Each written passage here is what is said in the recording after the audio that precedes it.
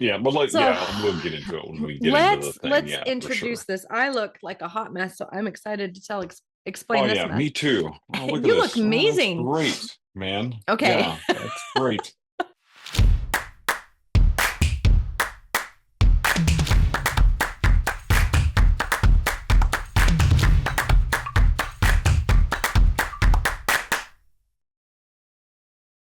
Welcome to Pros Talking Prose. Again, thanks for joining us. We have the illustrious Troy Lambert, the plot dude, and we have the mediocre Stacey here to enlighten you on the world of publishing. And today we are going to talk about a wonderful topic that everybody is like always asking me, how much does it cost to publish a book? And so Troy and Oh, I are going to talk about this because you have to know that there are many, many, many, many variables. First and foremost, yes. I want to thank the lovely Troy Lambert for his service. Today is Memorial Day weekend. We are memorializing our men and women of honor who have lost their lives in in the defense and in support of this country. And I would like to openly say thank you to all those veterans and all those people who have served and lost their lives to give me freedoms. So thank you. And then also I want to today's Monday, so like you guys, by the time you hear this, it'll be Memorial Day past, but I hope you guys had a great Memorial Day weekend. I just got back from a motorcycle ride, which is why I have this whitewashed face and I'm probably talking a little louder than I usually do because I You have can't the hear. rumble still. I still hear Yeah, the rumble of the motorcycle in my head. So yeah, I might have a bug stuck in an ear or something. I in hope that I somewhere. Yeah. yeah, something's gonna You know crawl what? out. That's always beautiful though. You come back from a ride and you're like semi sunburned and stuff. Oh yeah, Yeah, that's the bomb. there's just stuff that It's happens. just being windburned, all that kind of stuff. It's Yeah, great it was stuff. great. It's Great great. stuff. It's so worth it. Yeah. But anyway, we made it back. We did like 350 miles today, and we got thoroughly. We saw only one wreck, which is thank you, and we didn't get in a wreck, so thank you. Man, you're brave riding on Memorial Day. I always did my Memorial Day rides on Sunday. Yeah, that's a better day to go, and we just couldn't go yesterday, so today was the day. And Yeah. I mean, it's coming okay. I mean, I've done it before. More than once I've ridden on Memorial Day on the day, but I usually try to like, try to avoid I've tried in the Mondays. past, tried to avoid the Monday when everybody's trying to head Whenever he's home. trying to get home, Because I yeah. got caught coming back from McCall once. I went around that Emmett Loop up through Horseshoe No. Bend, and it was great on the way up. And then I got to Horseshoe Bend, and I almost turned around because I couldn't even get into Yeah. traffic. It Yeah. was amazing. And then I got to So that Horseshoe horrible. Bend Hill, and it was so windy that day. Oh man, just almost blew Yeah. me out the road. But We anyway, were uh, yeah, we were getting blown around pretty good up there on the summit there, or the plateau there right after Mountain Home on the way into town. So yeah, it was getting, but oh yeah, yeah. we went down by Thousand Springs and that way. Oh, gotcha. Yeah, yeah, yeah, Yeah, and then we went out by the Hagerman Horse, and we didn't stop at the Hagerman Horse, but we yeah, had lunch. We had sandwiches in Twin Falls, and then came back. But anyway, it was a good day. It was a good ride. yeah. Anyway, so yeah. Did you know that editors and writers had other hobbies other than writing? We We have do. other lives. They're We have other small and lives. insignificant, but Yeah, we have them. we have them. Yes. So yeah, there you guys go. You Uh, got a taste of Anyway. Stacey, and by the way, Troy is not he's not a nobody when it comes to riding. Troy knows all about bikes. He rides all the time, right? Rode before a lot more frequently than he does now, but Yeah. he's frequent. Yeah. He's an Used experienced to rider. build So bikes. That was one of the yeah, careers I had along my way before I became a full-time writer and yeah. editor. And it was a super fun He time. has And I have some great stories you about have those some guys great that you've stories. seen on the Discovery Channel and stuff. And Yeah, you yeah, have some good anyway, we stories. we've had some good times with those fellas. So Yeah, it yeah, was fun. It was great. yeah. Okay, Yeah, cool. glad to be Well, out of it. But anyway, yeah, yeah, it's a fun community to be part of. Anyway, yeah. all right. So moving into the world of publishing. So the first thing I need to, like I said, I'm going to reiterate this, and I'm probably going to say it a lot, and that is twofold. I mean, before you get any further into this video, you need to, or this podcast, you need to hear this. First, your project and your goals matter, and they should be at the forefront of any kind of prospects when you go into the services. So like that is the first thing you need to consider when you go forward in pricing out your project. The reason is because say you're doing a legacy project and you don't expect to make money or market this thing. You don't plan to do a whole bunch of marketing, but you're just really doing this for posterity's sake or for the sake of leaving a legacy. I would, in that case, not recommend doing like a $10,000, publishing package with a hybrid company. Like there would be no point in doing that. So, no. So make sure that you understand. I would also not recommend pitching your project to 1,400 different trad publishing companies because you're going to get 1,400 no's unless you are a notable figure in our in our society, that they're probably going to shut that down.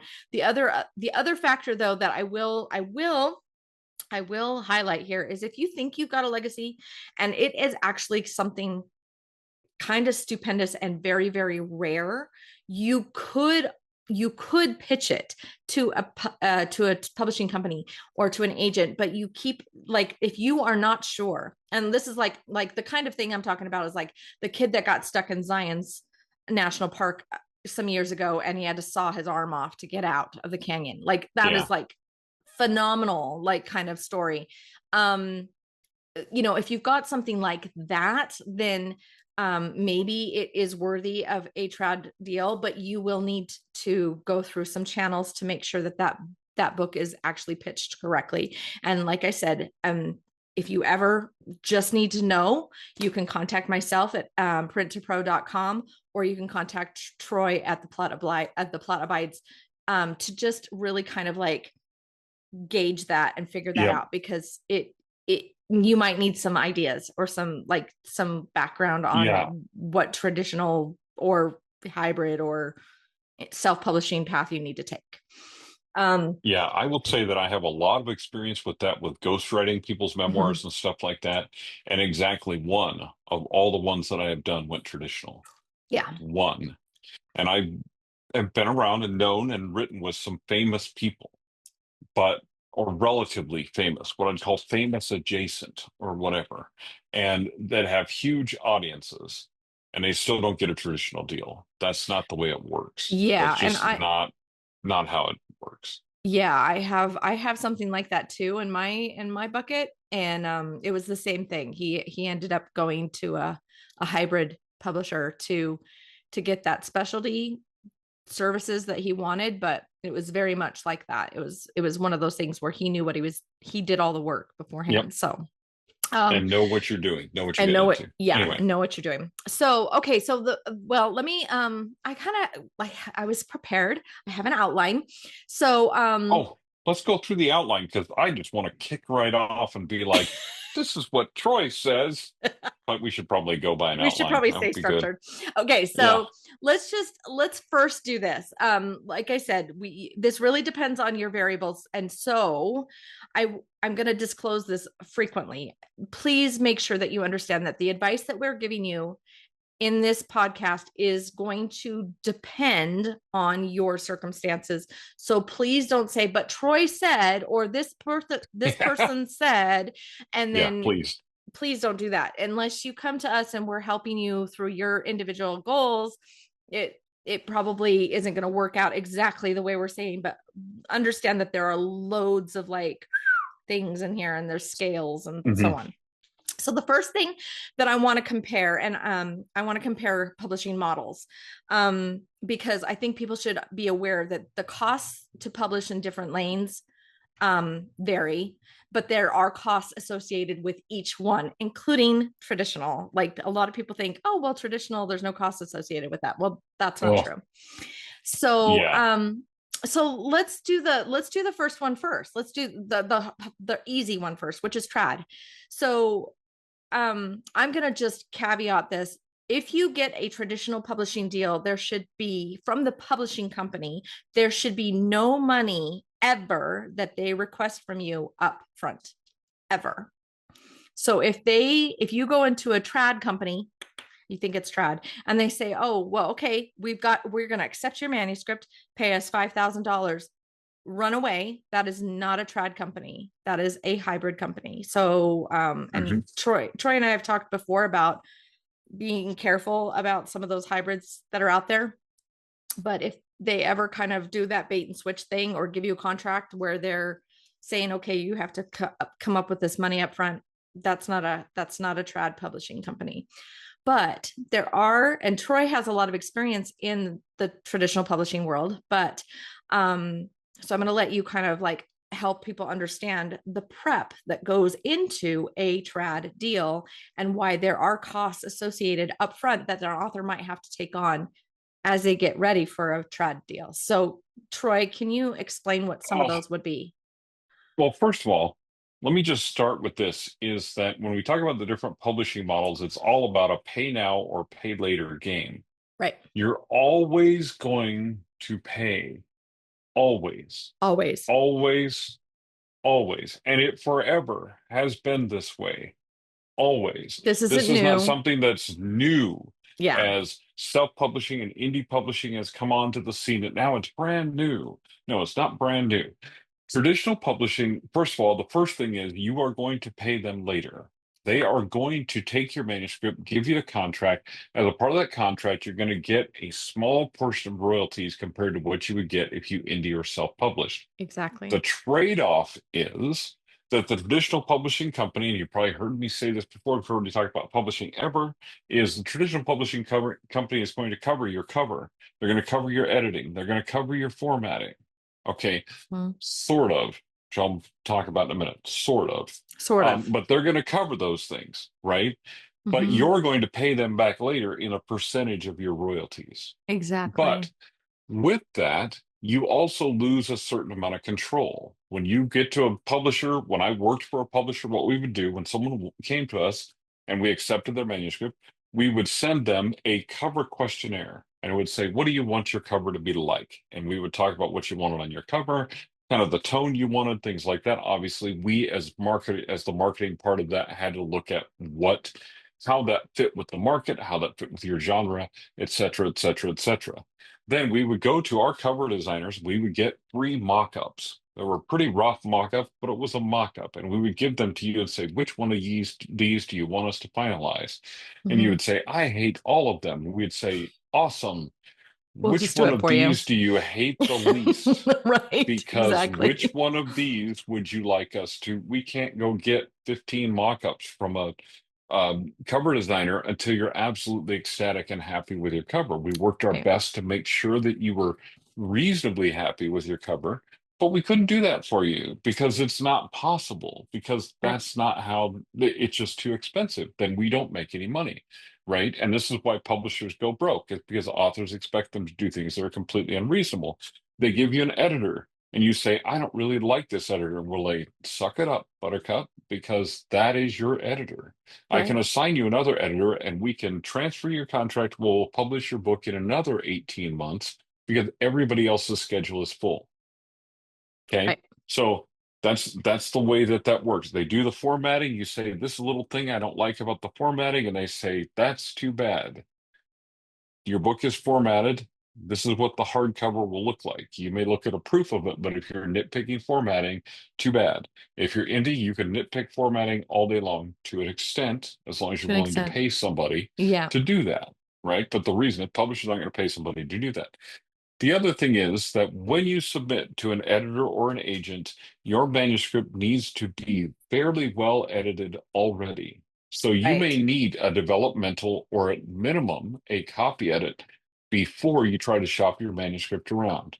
Try to shop it around before you edit it, and you will get a lot more rejections. So don't think that the publisher is going to do a developmental edit on your book. They are not. They're not. They Nowadays, never and I will will. say this, it is a lot, they're a lot more lazy than they even ever used to be. They used to, they would look at you and say, okay, well, this is a good concept and we could work with this. Nowadays, they're like, well, this is not going to work because it's not already ready and you don't Hmm. have 40,000 people in your, platform. So, I mean, there's there's multiple facets of reasons that a Hmm. publisher is willing to take a chance on you. But the more polished and ready your manuscript is, publishable your manuscript is, the better, because yeah, publishers are not taking those that are not edited correctly, Hmm. or don't have a good story structure. Yeah. They know they're going to have to put a lot of work in it, they're not. Well, and you may think your story is absolutely unique, and what I can almost guarantee you from having worked in acquisitions at a publisher is that it is not. Right. It is Right. probably not as unique as you think it is. And the result of that is I've got another author who's willing to put in the work, make sure his manuscript is edited before he hands it to me, and has a similar concept that I can market, and I can get Right. it to market faster. Sometimes your agent, if you have a really great agent, they will work with you on the developmental editing side and say, hey, this is a great concept, but you need to rework these things or rework this manuscript. And I have had authors that have had agents that are awesome and willing to do that for them and with them. That is amazing. If you find that kind of an agent, hang on to them until they retire or die, because that is a fabulous thing. But that does not happen most of the time. Most of the time, that pre-editing happens at your expense and effort, even Right. when you go traditional. You cannot, just like you can't throw slop out there as an indie and expect it to sell and be accepted well, the exact same thing is true as a when you're seeking a traditional deal. You can't send somebody your slop and expect them to I, accept it. I They're do not want going to to do it. point this out as well. And agents are not free. They will not ask for money up front. They get paid when you get paid. But remember, they get paid when you get paid. That means that when you get paid, they're taking a piece. So Hmm. there's a company out there right now, and they forever this ad that they're putting out forever chaps my ass, but it's a good analogy in this case, that if you have a cake and you're cutting that cake up by, royalty shares, when you have an agent, the agent gets a piece of that royalty share. So understand there's a Hmm. cost of printing, there is a distribution cost, there is a royalty cost and shipping cost that's shared by the author sometimes in certain distribution outlets, and then there's also that agent share that you have to share if you bring on an agent. So in traditional publishing Hmm. anymore, it feels like, especially if you're going for a bigger, not a small press, but maybe a bigger publishing company, you definitely have to have an agent. That's the only way you can really get those deals. And that means you're sharing some of that royalties, some of those royalties. So Hmm. remember that that's part of the deal. Um, so royalties, okay. So the costs aren't where you can notice so far. What we're talking about is not just money monetarily, it's also time. Traditionally published books take a long time. Troy mentioned 18 months. Sometimes it can go years before you're even accepted. And then I've Hmm. had some clients come to me who've been shelved for over 3 years. So they've Hmm. been promised a publishing deal, but they've been shelved. Basically, they're putting them on hold, and that project has been on hold for several years. So Yeah. there's a time cost here. Usually, Go yeah, ahead. and usually there should be a time limit in your Yeah, contract. Just to mention an aside that's not related to the cost, there should be a time limit mentioned in your contract that if they don't publish it within 18 months, you can cancel that contract. exactly. However, if you have a traditional deal with Simon and Schuster, it's really difficult to cancel that after 18 months and walk away because you know that eventually they will do it because they're not going to let that go, Yeah, right? So but it is something that you can do. It's something to consider because sometimes by threatening to cancel that contract, that will get the wheels moving. But still, the fact that you even have to do that is insane because that book is basically every day that book sits on their shelf and it's not published is a day you're not making any money with that book. right. And so when it comes to that, if you're driven by the commercial aspect and the capitalist aspect of this publishing game, then that's going to create a challenge for you. Yeah. Automatic challenge it's going to create. Yeah. Yeah. One of the things that I'm always teaching in my author to entrepreneur class and with my clients and Imprint Academy as well is I'm teaching them that being an author business requires you to understand and know your analytics and your numbers. So Hmm. understand all of those things, and don't go in blind. Always have your eyes wide open and completely transparent with what's coming in and what's going out. And then that way you can know what's happening with these expenses. So, and I will drop a kind of a worksheet, budget sheet in the chat or in the comments, or what is it in the description. That's what I'll do. Description somewhere. Yeah. Yeah. So I will drop one Somewhere in there. in there. Yeah. In there. So you guys can get that for free and use that in your budgeting of your projects. But okay, so let's okay, so we've talked about the cost, we've talked about the time. You've mentioned the royalties. I haven't heard anything contrary to this. Oh my gosh, I have major tinnitus right now. My ears are coming back. 5 to 15% royalties is kind of the average in a trad deal. Is that what you understand? The highest I've ever heard is 15. That's about average for print. Many of them now are going as high as 40% for digital. For digital. Okay, that makes sense. But that's because literally that's a little over half what you would get with Amazon.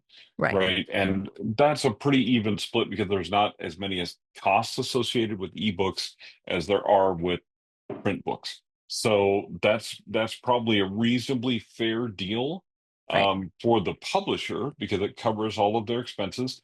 For you, it's a reasonably fair deal if you are not the type of person who also wants to be an entrepreneur, right? Because having someone do a lot of this stuff for you and having the marketing power behind you of a traditional publisher, if you happen to be one of the ones that gets that, which you won't always be, then, but if you are, then that can be a benefit for you. So just keep that part of it in mind. But the royalties, you're going to get 15% off print, maybe, probably closer to 10. It used to be 7 was a pretty standard number. 7 to 9 used to be a pretty standard number. And then, like I say, a lot of them have gone up to around 40%, 30 to 40% on digital, on ebooks. Especially small presses. Small presses tend to be what I would call a little more fair on their, especially when it comes to digital media, ebooks and stuff like that. Typically not audiobooks. If they're going to pay for audiobook production, you're going to get a very small percentage of that because the margins are very thin. The margins are small and already. paying back for a audiobook. In fact, there are numbers that we can talk about that traditional publishing uses. We'll do that on another podcast. Yeah, let's do that. We could talk about audiobooks. Because there are numbers that traditional publishers use to determine whether you should even create an audiobook or not, based on how many readers you have on average and how many people buy your book on average, and whether that's enough to actually support an audiobook audience. So there are cases when you can build an audiobook audience separately. That's a whole different discussion. We'll talk about that another time. But just to I let you know that that percentage of audiobooks royalties is going to be teensy, probably between 4 and 10%. So something like that. And we've already talked about the upfront costs with traditional publishing. There really isn't any. So except for the prep. Right, that prep on that editing or any kind of contract reviews that you might want to pay up front for, which I'm always going to recommend. In fact, if you want an attorney that I recommend, I would be happy to refer one to you. Just hit me up in the comments or email me at Stacey@editsbystacey.com. I'm happy to give you a referral. And I can highly recommend this person. And also an agency. We've got a nice little agent that actually does some editing. She's amazing. So she takes a specific genre. So if you're interested, I can also give you guys that referral. She's amazing. Okay, so let's talk hybrid before we get into the self-publishing machine. Let's talk about hybrid publishing. Again, I'm going to, because Troy and I can go off on a tangent on these people for hours. Yeah. But if you want to hear a tangent about hybrid publishing, go check out the how to avoid publishing scams email or podcast. We talk about this. Yeah.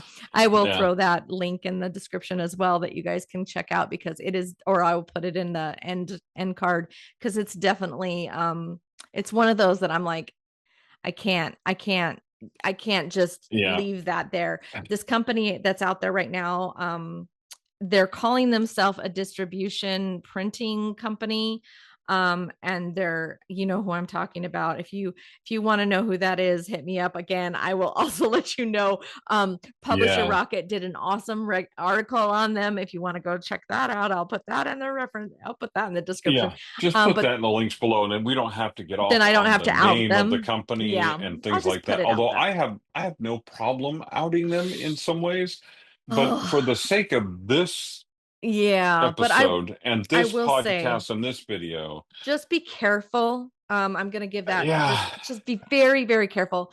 Anytime you go into a hybrid situation where you're going to pay a company to do the services for you that we are going to be talking about here, um, and you're going to give them that control to do that, I want you to be very cautious and understand that you are giving a lot of control over to them because they have in-house professionals that they're going to just use, and their charges and their fees for things are probably not as negotiable as you would hope. And a lot of times hmm, they'll do cookie cutter packages and put these packages together that you don't necessarily need, um, or you should do. Um, and we can talk about that, but it yeah, can be because very expensive. so the first thing with hybrid is, let me just say, not all hybrid companies are a Mm-hmm. scam. Right. If they are upfront from the beginning, we will take your book, but it's going to cost you money to produce it. They're providing you certain author Mm-hmm. services, things like that. There are I a could couple even things to recommend a watch for, though. few. I could, yeah, there's even Yeah, a couple that we recommend that are actually legitimate. They're pricey, but if yeah, you are the kind of person that doesn't want to do the work, there are companies out there that can do a good job for yeah. you.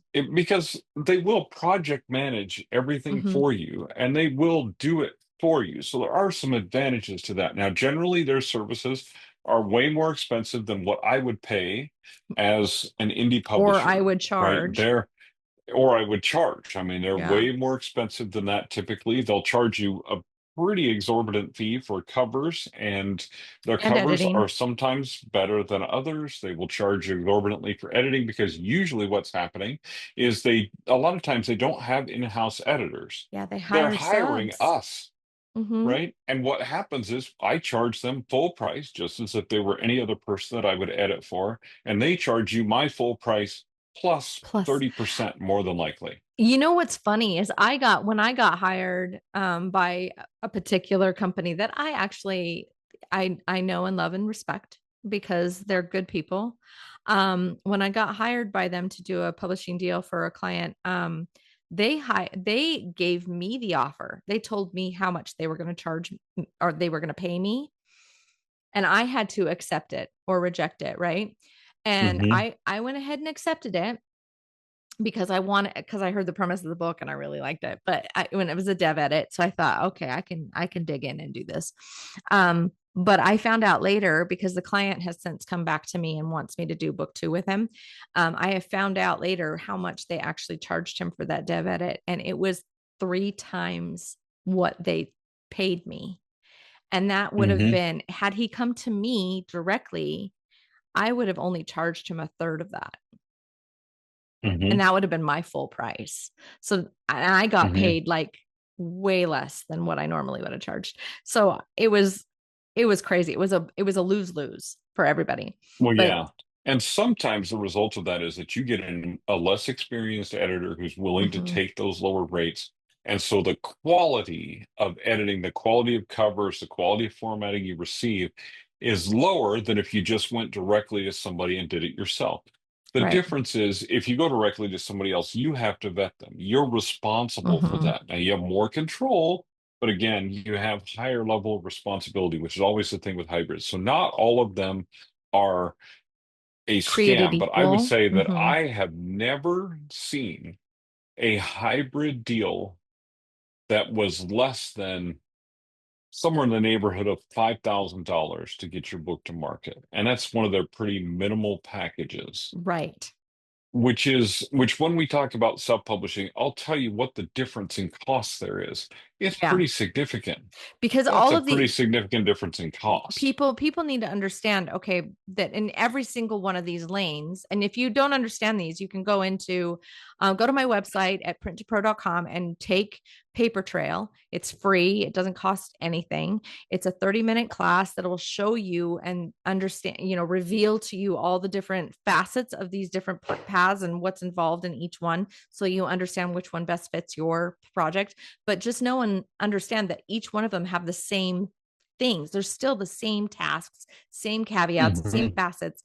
They all just do them in-house or sub out, or you know what I mean. They're all done. They're Hmm. just, it's what they charge from. So hybrid Yeah. publishing, you're right, Troy. It's like 5,000 for a minimum. I've seen as high Yep. as 30. And the one thing about that I want to also make clear about hybrid publishers is they will publish, for the most part, whoever is Anything. willing to pay. Mm-hmm. This means that they are not vetting your book for quality. Some people want a publisher's name on their book because it gives it validity. Well, when it's a vanity press name or a hybrid press name on that book, it does nothing to validate how good your book or how good it isn't, because they're not going through the process of having an acquisitions editor or an agent or somebody like that say, this is a good book. They're saying, this person is willing to pay what we charge to Mm-hmm. produce a book. That is way different than the traditional model or even the indie model, where you will have an editor where I have told people at times, I'm sorry, your book is not ready for prime time. Mm-hmm. You need some work before this is even ready to go out into the world and publish. We can't do this. This is a no until we do some major changes, right? Mm-hmm. That is really important, Mm-hmm. right? Right. That's really important. So, and I focus a lot on the craft of writing. I do talk about some business aspects of writing, but I focus a lot on the craft of the writing. And that because the most important thing you can do is have a good manuscript in the first place. Yep. And this is Yep. why human editors are so important. And we'll talk about some different options as we go into the self-publishing thing, because AI has produced some interesting things some interesting analysis that you can get and that you can use. But The question is, do you know what to do with that to do, information? Because yeah. I'm gonna give you some free advice when we get into that area. Yeah. Yeah. If you're looking at self-publishing, but the truth is, just understand that a hybrid publisher may do their best to copy edit your book as is, as well as it can be done, but there can be issues that are there that editor is not going to edit them because they're not getting paid to. Yeah. So I've had really that super experience. important. Yeah, Yeah, super important. exactly. Super important. So again, the hybrid publishing cost, the cost to publish again can be as low as five. I've seen that price go, I mean, on average for people who are getting the same kind of services that I provide in terms of like the full gamut.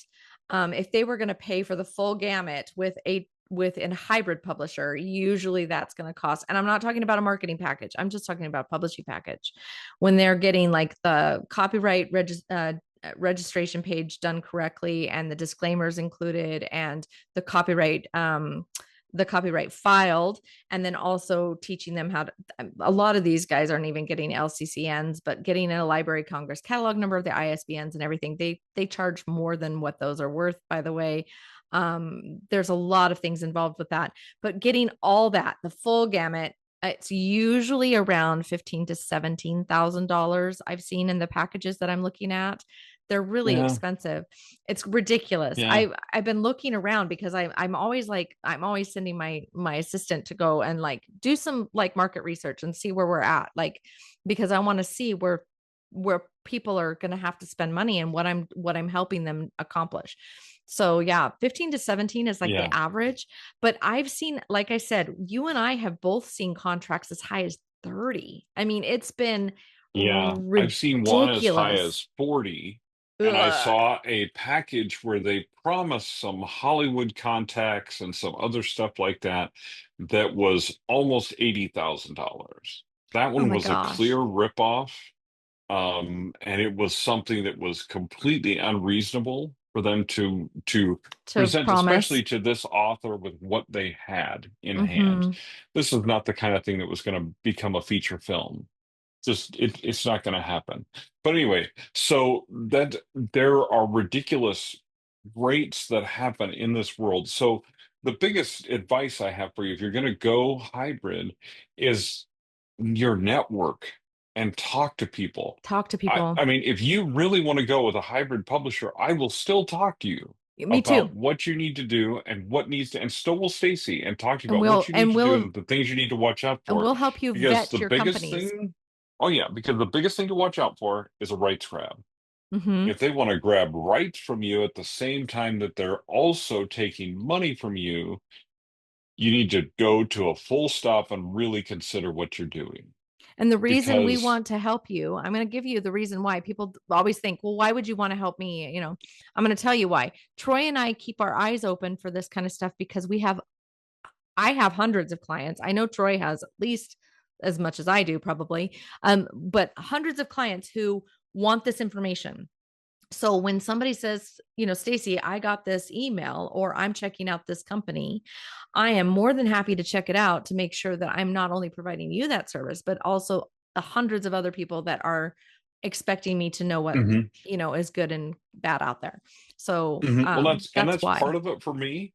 The other part of it is one of my whys for doing everything that I do as far as education and editing and the things I do for authors. Because first of all, I want my stories to be successful and I want to get my stories out into Mm-hmm. the world. Yeah. I'm a writer first. That's my goal. Those are the things I want to do, right? But I want the exact same thing for the writers that interact with me. I Mm-hmm. want you to be protected. I want your stories to get out into the world. I want them to get out there the right way. I want them to be well edited. I want them to be cleaned up. I want them to I make want an them to be impact the way you quality. want them to make an Mm-hmm. impact, Exactly. right? And so it's because I actually care. Like Right. Yeah. if there was a way for me to Strange. do this and still eat, if I could just do this and say, hey, donate what you can, and still I would somehow love that. maintain any kind of a lifestyle, I would love to do I that. would I'd love to be love able to that. volunteer to do this. I can't do that because clearly I like to eat. Yeah. There's things I like to do. Clearly, I like art. There's art all over my freaking walls. Yeah. But anyway, and so these are all things that require funding, right? So we have to charge for our services. But if there was a way that I didn't have to charge, or if there are some times when I can say, hey, I know you can't quite afford what I would normally charge, so let me make you some kind of a deal in order to get you to the place that you need to be, or to recommend you to somebody, or to do some consulting with you and make you do a lot more work, whatever the case may be. But I will do something, right? Right. Because, and so when we tell you that we care and that you can come and ask us We mean questions, it. what we mean is We we care. care. And you can come ask us questions. There was a gal that I posted the thing. I'm going to be at Author Nation in November this year. I'm going to be teaching there. I'm also going to be there and just be talking to people and hanging out Me and doing too. all kinds of fun stuff. And but I want you. There was a gal that commented on my post. It's going to be her very first time at Author Nation. I'm like, come and find me. I want to have a conversation with you because I want to know what That's it's like awesome. the first time for you at Author Nation, and I want to know what do you need to make yourself Yeah. successful. What is there a way I What's can help you? working? Is there a way Mm-hmm. other people I know can help you? Hey, what do we need to do to get you to where you want to go? So, Mm-hmm. yeah, Yeah. seriously, you're going to be at any of those conferences or anything, you come find Look me us up. because I mean, Look us hey, up. I'll be there and I'm there for a reason because I Yep. actually give a rip Perfect. about what I'm doing. Anyway, okay. Yeah. Troy gets Look off us the up. high horse now, Yep, perfect. I you love it. know. But okay, so control. The cost, well, time. Let's talk about the cost of time because this is something that's important. So the cost of time. Hybrid publishers, again, they can get things done a little quicker than well, I would say a lot quicker probably than trad. Hmm. You don't have to Hmm. go through that many rejection process. You might have to go through some because Hmm. some hybrids will take certain manuscripts while others won't. So you have to find the right one. And then of course there's always going to be a calendaring situation. Like Hmm. booking out editors takes time. Um, Production for cover takes time. Like all this stuff takes time. Yeah. So just as an average, you should know, and you can do this much quicker. Like Troy and I've pumped out books within months or even weeks sometimes, but just Hmm. know that on average, a book takes anywhere from the time the manuscript is complete not edited, but complete, from the time that it's complete to the time that it's published is anywhere from 6 to 12 months average. I would say that's only because the booking time for a good editor is going to be out. So I highly recommend to speed this process up, booking your editor before your manuscript is complete. Make sure you get Hmm. one and calendar it and get it out there, and then stick to those deadlines, because that will help your timeline kind of speed up. But Hmm. then keep in mind also that you should also be lining up things like cover designers, formatters, all that stuff, because that stuff Hmm. takes time.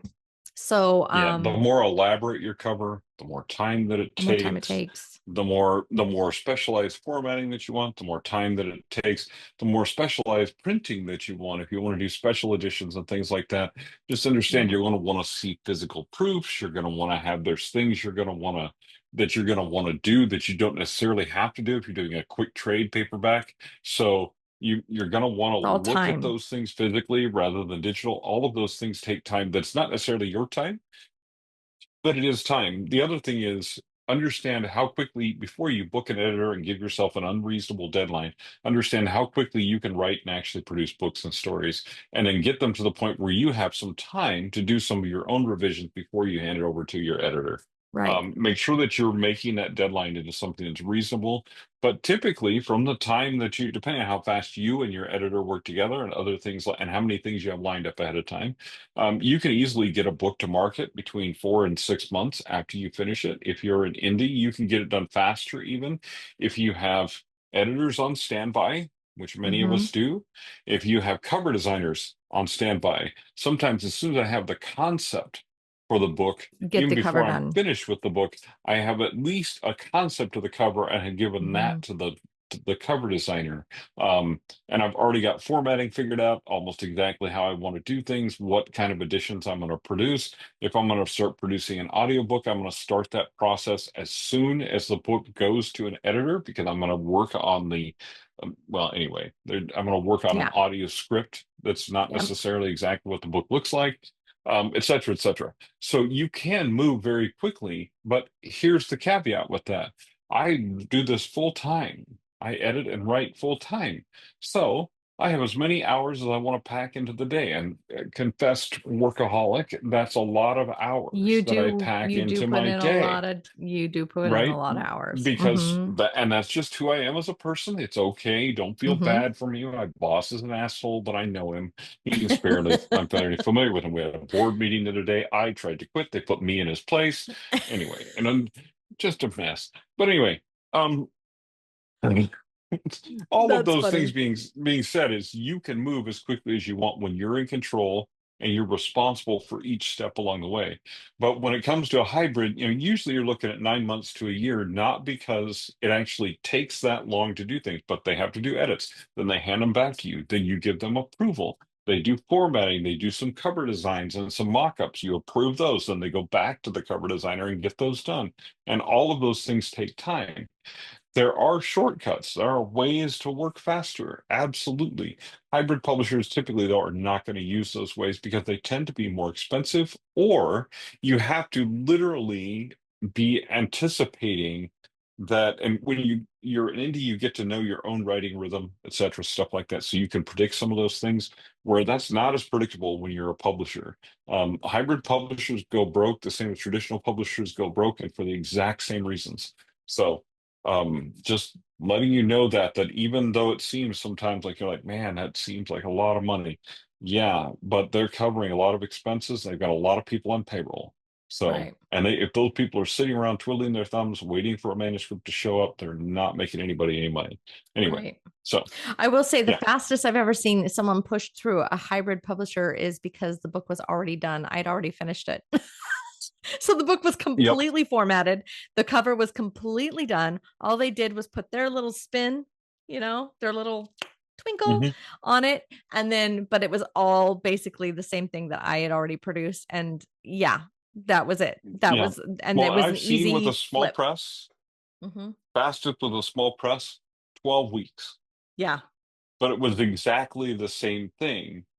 We completely done. presented them with a complete book. They just Finished had to book. work it into their schedule. But I mean, Yeah. it was finished. The cover was done. We had This was for Satanarium, the one that we had published by the publisher in the UK. Yeah. The reason I'm an associate member of International Thriller Writers, but our cover design was in part done, at least started by the guy who was on the cover, who was also the lead singer of a band in South Africa who wrote a song called Satanarium that was based on the novel. So it's Yeah. like, like we had all these things lined up that, hey, guess what? You probably don't have those things. If you have a band that's making a song, I mean, actually, I have well, that's another story. But anyway, You I have a book coming out either late this year or early next year that will have an EP have that a goes with it. song. Yeah. No, no, 5 Oh songs that go dear. with it. That's Anyway, awesome. but yeah, I'll talk to you about that later. That's a whole other thing. That's a whole other It's kind thing. of goes with Michael Evans' thing of going beyond the book, right? Go This is beyond the something book. that you can do as an indie that you cannot do in a traditional sense. That your No. publisher will have rights to certain parts of your books, and there Hmm. are things that you can't do, no matter how badly you want to do them, that you can't do because they own the rights to that.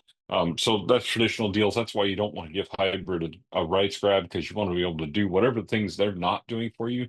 You want to be able to do them on your own if you want to at some point. Exactly. So Exactly. yeah, Including audiobooks and yeah, things like that. including audiobooks, all that kind of stuff. Yeah. Yeah.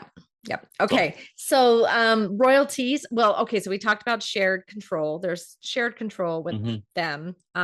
They're gonna, they're gonna have their in-house editors. Sometimes they're gonna be flexible and work with you on your edits, but sometimes they might be a little more like, nope, this is the way it is. Yeah, some of them are pretty So rigid. Yeah, yeah, some of them are yeah, rigid. So just it is what it is. Just know what you're getting into. And again, pay attention to those contracts. And then the royalties with print, we'll talk about print, are anywhere from 30 to 50% as far as like the royalty shares with the hybrid publisher. Again, this is less, but I call this double dipping really because they're charging you up front and they're taking a royalty share. But it really depends because it depends on how they're getting paid and how much you're paying up front and how much they're also dipping into your royalties. So it really depends on what you're, yes, yeah, it's really kind of like a give and take here. So again, the best way to filter this and make sure that you're getting the best deal is to have it reviewed by an attorney. And again, I will give you a referral if you yeah. need one. By an But attorney or a very experienced publisher. yeah, And somebody do who knows what understand they're there's doing. costs that go with distribution and print costs that they're covering that you Yeah, are not. right. And the possibility of returns, and there's all kinds of things like that that they have to Yeah. cover. Shipping things, stuff like that that you don't have to cover if you're a part of that deal. Now, those things 50% of your book cost? Mm, no, not really. Mm-mm. But they're taking a percentage of and remember, they're taking a percentage of your net too The after those that's your yeah, expenses. that's your net Um, royalties. Hmm. so, but they do have people that are working for them to do things Hmm. for you in those particular areas. So just understand that if a lot of times as an indie, you handle those things yourself, or you do print on demand, those type of things. And you don't have people that are necessarily working for you doing those particular type of things that you have on payroll. So they are paying payroll expenses. So do understand they do have costs that are associated with that. They're covering their costs and then some. They're trying to be profitable as well. So it does Hmm. come at your expense. You are Yeah. paying those people's salaries. I will put So a little asterisk here, star, um, because metadata seems to be the biggest issue with hybrid companies that clients come to me with. So when you mhm. get into a deal with a hybrid publisher, a lot of times their metadata generation and setup is, I will say, mediocre at best. I haven't come across one that has actually thoroughly done a good job when it comes to categorizing and coming up with good metadata that sets you up for even good discoverability on the Amazon platform, which is pretty easy to do if you do it right. So it kind of surprises me that some authors don't get that when they go to a hybrid. So also when a hybrid is doing that for you, yes, they're taking that royalty because they're maintaining that for you. However, if an author wants to try to tweak that in any way or try to change that in any way, they often don't have access to the metadata of their book. That book is set up Hmm. through the publisher. And so you can't set that up or mess with that. And so it kind of gets screwy. You can't really play with it. Hmm. You might be able to Yeah. rattle some cages at the publisher's office, but like I said, again, they're not as invested as you are. Troy and I've said this, nobody's going to love your book as much as you do. Hmm. So it's just the facts. So Well, understand that that's something you're yeah, kind of and giving up there. this is the tough thing Yeah, too, is that hybrid publishers do want to get your metadata right they because they do do. want you to sell books because they do want you to make royalties. However, you have to think of it as like if you are the author and you're messing with your metadata, for me, even if I go in, so when Amazon made category changes this last year, Oh, I they've had to made go in and some. make changes to They made over some, 30 books. just so you know, they made some again 3 months ago. Just Yeah, I know. FYI. Yeah, it's lovely. But anyway, so I had to go in and make changes just, or at least double check over 30 books to make sure things are right. And people are like, oh, you're suffering because you have over 30 books. Shut No. up. Okay. It was still lots of work. But think about a hybrid publisher. If they're a busy publisher and they're publishing a couple hundred books a year, they can't have 400 authors a year or 200 authors a year coming back to them and saying, And can you revising their change my metadata. metadata? Can you Mhm. revise my metadata without charging you for it? They Oftentimes don't it's a have a one and department done. for that. Yeah, and They don't one have a department oftentimes for that. it's a one and done Yeah. thing. Like I've seen some set it and forget it. So Hmm. yeah, Which just is be bad. warned, which is But bad. But that seems to be kind of the norm.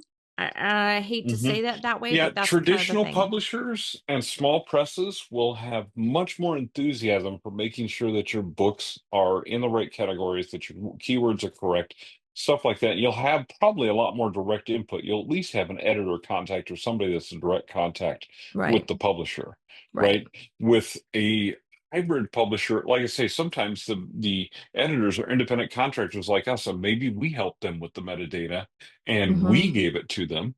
And that was the best metadata we could come up with at the time. But that does mean 8 months from now, the same metadata actually works and is actually getting your book in the right place. Right. So do understand that you've got that as well, is that they have tons of authors that they're working with. And if they let every one of them come back, they'd have to have a department, somebody actually working who that was their full-time job. They Yeah. can't do it. It's not affordable for them, and they're just not going to. And so understand it's not because they don't care. It's because just logistically, the process of publishing is an expensive process. It's time consuming. And so, like I say, when I had to go back and do that for 30 books, and then now I'm having to go back and change all of my paperback prices, right? Which we'll talk about in just a minute.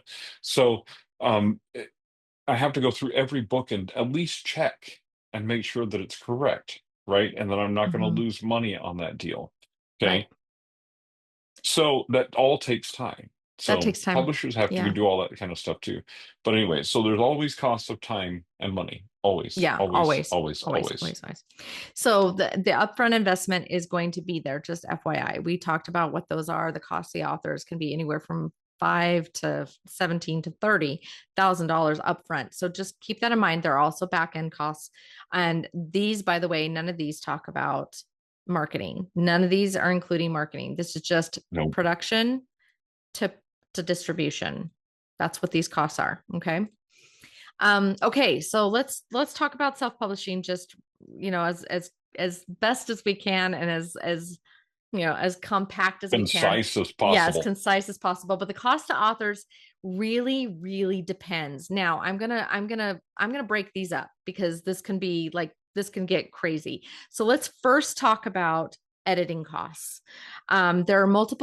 There are multiple services in editing, like, and I'm always surprised when authors come to me and they don't understand this, but understand that an editor doesn't just edit. This is like asking, what do you want for dinner? Food. You don't there's editors, there's multiple services. There's Chinese food, there's Mexican food, there's Thai food, like there's developmental editing, there's Mhm. substantive editing, which can kind of overlap with developmental editing. There's manuscript reviews, there's copy editing or line editing, there's proofreading, there's all these little tiny little things inside there. So just remember, when you're going to an editor, it's a really, really good idea to know where your manuscript is in production and what service might need to be utilized.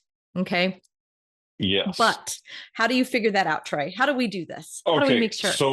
so first of all, one of the first things I do with any client anymore, almost any client, I do and it with with almost very every few client. exceptions, Mm-hmm. is a manuscript evaluation. Right. The reason is, for the most part, depending upon where you are in your author career, you don't know what kind of an edit you need. You may think you know, but you probably are wrong about 80% of the time. And Right. so I used to not do as many manuscript evaluations. I'd get somebody say, I need a copy edit. I'm like, okay, awesome. Here's how much a copy edit costs. And I get partway through the copy edit and I'd be like, Where this am is I? not a copy edit. You're You right. need a development edit. Your plot is all over the place. There's all kinds of problems here. There's all kinds Mm-hmm. of plot holes, and I can't fix this with a copy edit. And also, I would have to stop the copy edit. And the reason is I don't want to copy edit a whole bunch of stuff that I'm going to tell you to change, Right. because then I'm going to have to copy edit the new stuff that you wrote. Because when you do the revisions and rewriting that I'm asking you to do, you're going to make different mistakes than the one you made when you created the first draft. That's just the way it Mm-hmm. is, right? Because that's how we are as writers. I do the same thing. If I rewrite a draft, I'm going to make new mistakes in the second draft. Okay, that's just the way that it works. Forever and for always, no matter how many books that you've written. But it gets to be a certain point where, like, I don't need a developmental edit anymore. I've got a pretty well developed plot on pretty much everything that I write. There are very few plot holes. There's very few things like that that I have to deal with. Sometimes my editor will be like, "You did this 3 times," and I'll be like, "Okay, I can change that." But right. But so there's different levels of editing, right, that you need. And for the most part, you don't know that until you're a little ways further in your career. Now, some of the guys that I work with now, like, they're far enough in their career, they don't need a dev edit for the most part. They might have a plot hole or some little mistake or something somewhere, but for the most part, it's grammar, punctuation, stuff like that, that we're forever, repeated words, stuff like that, we're forever as authors going to do. And it's really easy to go through and do a proofread and a copy edit and fix those things, right? Right. That's a fairly simple thing to do. So you don't know where you're at. So for the most part, if you come to me and you're a brand new client, I've never heard of you, I've never worked with you before ever, or somebody like Stacey, I haven't worked with you before and can reassure me that you're not a total dolt as far as understanding what kind of editing you need, you're going to get a manuscript evaluation. The other reason for manuscript evaluation is it might save you a developmental edit. You might think, Oh, I it need a will. developmental edit. But if I say, let me do a manuscript evaluation and give you homework instead, I guarantee you, you will get a lot out of that manuscript evaluation. And if you do the work that I've assigned you, you won't need a developmental edit, or at least your developmental edit will not be nearly as extensive, because I'm going to give you the information you need to make those changes yourself. So manuscript evaluations over developmental edits almost every time, because if that's really, unless you just really don't want to do the work. You don't want to do the work. Hey, I can do it for you. I'm happy to do it for you. I'm going to charge you appropriately. So that's Yeah. going to make things a little more So expensive. So yeah. let's talk about this. So as a manuscript evaluation, I charge I think it's at one point, I think it's 1 cent a word is what I charge. I'm like 1 cent a Yep. word on my manuscript evaluations. Pretty much. Yeah. On a developmental edit, I'm about I think I'm 3.7 or 3.4 cents a word. Hmm. I can't remember if I'm 3.4 or 3.7.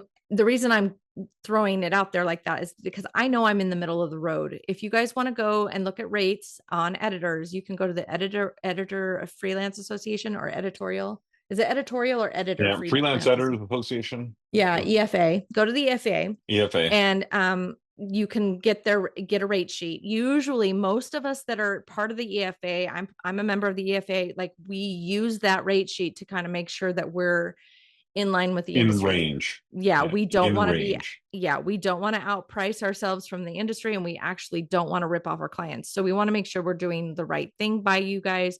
And so we usually follow their scale. Usually 99% of the time I try to stay in the middle of the road. Yep. But I'm somewhere in the I middle usually. yeah, Yeah. I know that there are editors there are editors that I have been friends with and associated with, that are relatively high and have gone way out of that scale. I remember one time I was friends with one and I was talking to her about a dev edit that I was doing. And this is when I was a newbie and I was charging like way too, I was like bottom of the scale. And she got mad at me and she told me how much she would have charged for that dev edit. And my brain nearly exploded. I remember thinking, oh my gosh, is there ooze coming out of my ears? Like, I cannot believe you charged that much for that. And that was for one pass. And I Mm-hmm. realized that I was doing this business, one, wrong, and two, wow, there are people out there charging way more than I'm charging. So you Mm-hmm. can shop around. In fact, I highly recommend you shop around for an editor. You don't have to pick an editor just because they talked to you. Like, editors are not gods. They are freelance editors, are working for you.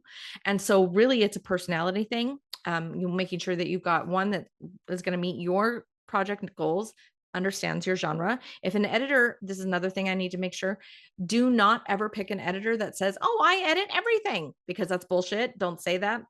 If you're an Mm-hmm. editor that's saying that, stop it, niche. Because you don't and you can't.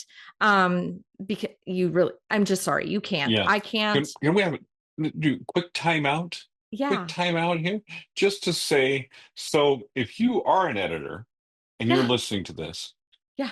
Nick Nelson and I Yeah. this summer, and we're probably going to bring Stacey in and a couple other experts in as our guests for our little thing that we're doing. We're Yeah. doing a thing that's called Build Your Own Editor Business. The quiz for it, or the not the quiz. We've got a thing that we created quiz. That's for my other thing. Good grief. It's definitely Monday. But we created a thing that's called the seven most common mistakes editors make when they're first Yeah. starting out. Freelance editors make when they're first starting out. Whether you take the course or not, you can get that for free. I highly recommend it. One of them is that right there. Mm-hmm. People saying, I edit everything. I will tell you honestly that I do not edit everything. If you approach me Mm-mm. with certain genres and certain books, I'm going to tell you no, Yeah. and I'm not going to edit them for you. Now, I'm going to recommend somebody that will, probably, because I probably know somebody that does, but I am Mm-hmm. not going to edit that for you. And the reason is it's not my area of expertise. It's not something I can do. In fact, Stacy has had me edit things. There was one thing where a guy had a bunch of military stuff and other stuff in there. And he said, Mm-hmm. hey, can you take a look at this? And I said, yes, because Yeah. that's my jam, is going and researching that stuff. And so, I mean, this is what we do. Okay. So just quick time out. If you're an editor, stop saying that. If you have questions about how to run an editing business, please Call us. go to Yeah. theplotofbides.com. You'll probably see a bunch of stuff on my social media pretty soon going forward, about getting this free guide of the 7 mistakes that editors make. Please grab it, read it, whether you take the course or not. I mean, I'd love to see you in the course, but if you don't take the course, I don't care. It's going to be a live course in July, but if you don't take the course, that's fine. Just at least get the guide to the mistakes that editors make and stop making those mistakes of all things that you do. Anyway, okay. I'm glad that you did Commercial that, over. because yeah, I completely forgot Time out about over. that. But yeah, I'm very Yeah. excited about that. Commercial over, timeout over. Yeah, well, it's Time out just over. we're just But now anyway, launching that thing today, so it's not really a big deal. It's yay. something that's fairly fresh. It's fairly fresh in my brain right now. But really the reason and this is the other thing, the reason we're doing this, that Nick and I are doing this, like we're doing this and we're doing a writer retreat that we'll share information on later, that's going to be coming up in October in Tahoe. And the reason we're doing them is not so that Nick and I can get rich. We don't care. We would be doing something else. I'd be trading crypto every day if I wanted to get rich. Hey, I'm not doing that. The reason we're doing it is because we care. We want you to be successful as editors. And also for you authors out there, we want you to be able to find good editors that we can recommend. And so we want to Yes, help these guys build a legitimate business, because we know a lot of these people are good editors. They're just not good business people. they're So just we've not got to good. teach But them that yeah, aspect of it. Okay. exactly, Anyway, exactly. commercial Anyway, over. All done. commercial. We'll go back to Time types back of in. editing. Okay. It, clock on. Manuscript Um, evaluations. Types of game editing. on. Yes. Yes. Car. Game Car. on. Game on. So anyway, Sydney, you guys, edited Wayne's yeah, World right here. yeah. If you Edited in can, right I was here. gonna say, if you can name If that you can movie, find a put it in the clip. comments. Anyway. Oh man, I gave it away. Yeah. Good movie. Wing. Okay. It sucks and it cuts. All right. I gotta go watch the movie now. Okay. Anyway, All right. oh Mr. gosh. Biggs. All Anyway, right, let's yeah. go. Okay. All Anyway. right. So anyway, with editing, just remember that there's multiple services. They cost multiple different things. The most expensive one is a dev edit. And like Troy said, a manuscript review may save you from doing that dev edit, because like Troy, I do the same Mhm. thing. When I get somebody who gives, I'm doing a manuscript review, I'm going to be able to tell you like what homework is, and my goal when I do a manuscript review 100% of the time is going to try to save you from having to do a dev edit, Yeah. because I know how much cost is involved in editing, and I'm trying to save you that cost in the long run, because Mhm. and the time, because it's time consuming. So really, you guys need to understand that editing isn't just about commas, periods, and semicolons. It's actually about story structure. Learn how to tell stories, please. And then you get into the grammar. And like I said, you don't have to be a perfect grammarian. In fact, a lot of times, if an author comes to me and they tell me, Stace, I can't afford a copy edit, and I really just need to make sure that this is as polished as possible, a lot of times I'll tell them, throw it in Grammarly and then give it to me for a proofread. Yeah. Or pro writing aid would be my preference if you're going to throw it into something. You know what? I'm honestly going to tell you this. Use 2 to 3 of them, because they contradict each other, Mhm. and come up with your own style guide. So I want you guys, like, this is another thing. We should probably do something about style guides, because people Mhm. don't understand what a style guide is. And it is so helpful when an author comes to me and they say, I have a style guide. A lot of times Mhm. I have an in-house style guide that I use and I give to my authors. And a lot of times they're like, what is this? And I have to explain to them that this is like the rules that I kind of just abide by. Mhm. And then if they have additional rules that they want to chime in and add to that style guide, then I will then use those. But Yes. style guides are so helpful when you have multiple editors on a project, because then we can take that style guide and move it from editor to editor, and not contradict each other, which will Yes. happen. And you get series consistency. And the Yeah, other thing is have a series Bible with your character names spelled correctly. there you go. And especially if you're doing a fantasy or something like that, because here's the problem. You will misspell your character's name. All the And time. my spell checker will put a red line under it, and I'll go, yeah, that's because that's that Weird name. Skukahala's name, And right? I'm That you just put gonna in there. and I'm gonna Skukahala. breeze Okay. right And so by I'm it. going to breeze right by it and I'm not going to check it. And then you're later on going to get a review that somebody says you misspelled Sukahala's name on page 273. And you probably did. Sukahala. It's a name. Anyway, I don't know if it is or not. I'm just making stuff up at this point, but I'm a fiction writer, so I can get away with it. Anyway, um, Okay. but yeah, so understand that if you have a style guide like that, then I can search for that name. And if I find something, or I can say, hey, Word, ignore that name, right, when I'm going through. Mhm. And then if I come across that name and it's not ignored by Word, I know it's spelled wrong. Exactly. Okay. Exactly. So to help your editor help you by having a story Bible and then having a guide, a style guide that you use and that you prefer. If you prefer an Oxford comma and you use M dashes and you love them, go ahead. If you love semicolons, too bad. I'm taking all those out.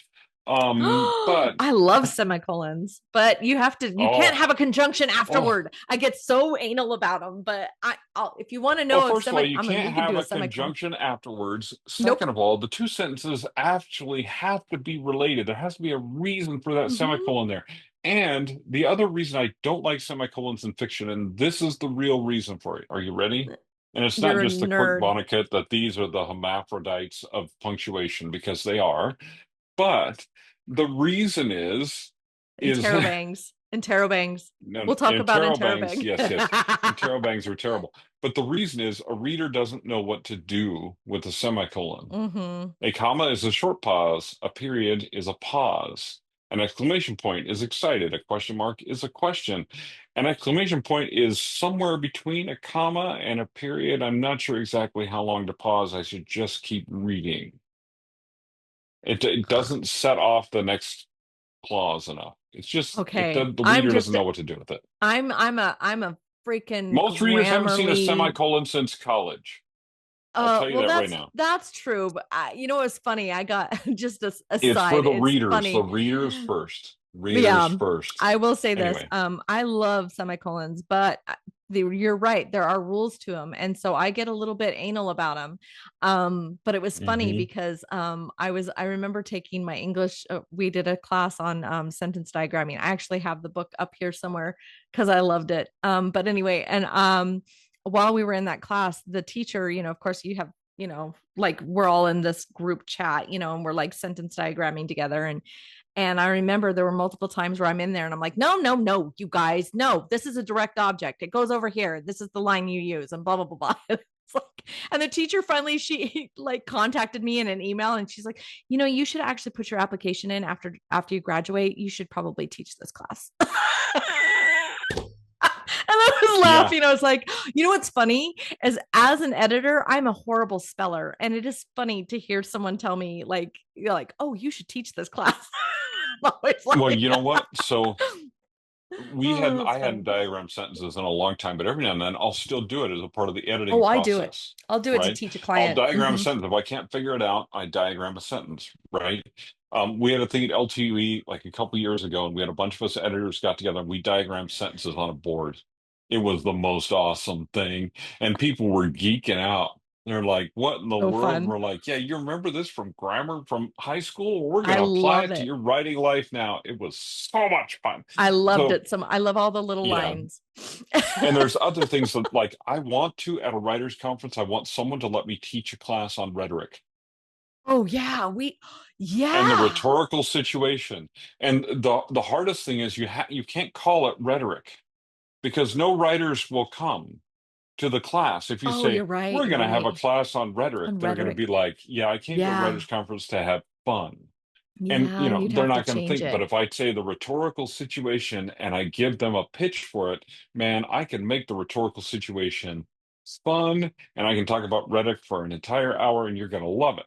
But That anyway, would be fun. but That would yeah, be fun, anyway, actually. I love rhetoric. so another But yeah, sideline. So sorry we about have that. so much fun. We're going on tangents.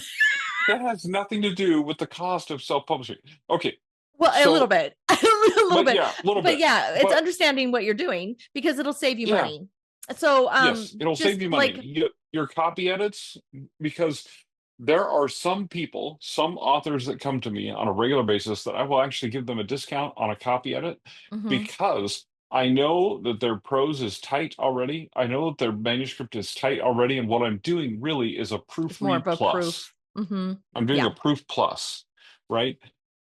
That is different. That takes less of my time, and so I can charge give less. them a discount Hmm. because then I feel better about that, and it doesn't Yeah, take me as much time out of my schedule, and they feel better about it because they're getting a good deal, et cetera, et cetera.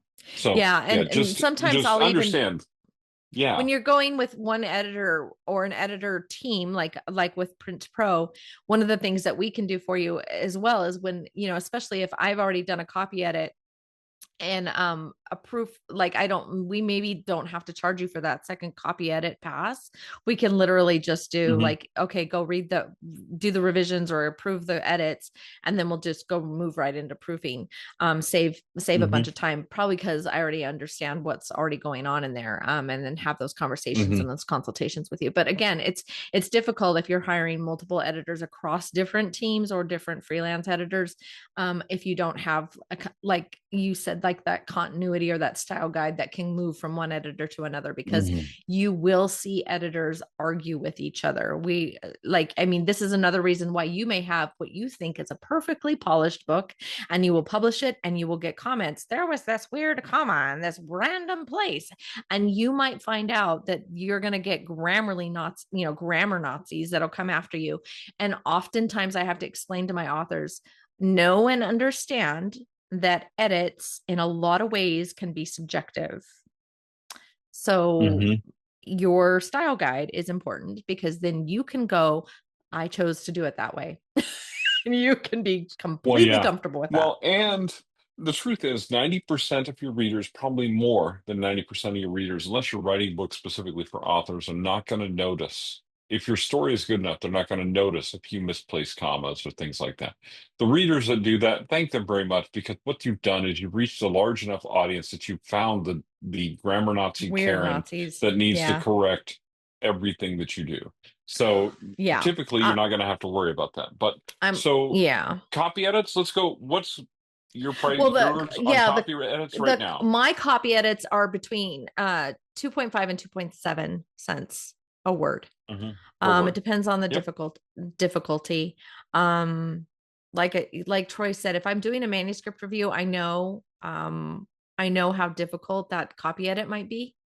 And I might charge more because I know I'm going to spend more time. I will say the more difficult edits that I do tend, and it feels it when I throw this out there, I actually ask editors where I sit in this, but I have timed myself per page, and I can usually, and I say I can, it's actually not something to be proud of, but it usually takes me about 10 pages an hour on the more difficult edits. I Mm. can get through about 10 pages in an hour on a copy edit because I am like we were talking about, I am sentence diagramming in my brain, and I am like trying to make sure that that sentence is going to be just as polished as it needs to be, and it makes sense with the sentence before and the sentence after.